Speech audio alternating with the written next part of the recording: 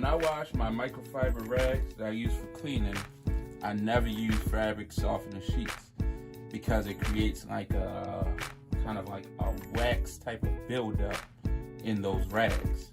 So I'm sure, I'm not saying it's a fact, but I'm sure it's probably doing that here because it smells very good. I smell a bunch of fabric softener. So keep that in mind. It's really getting stuck on there, I guess.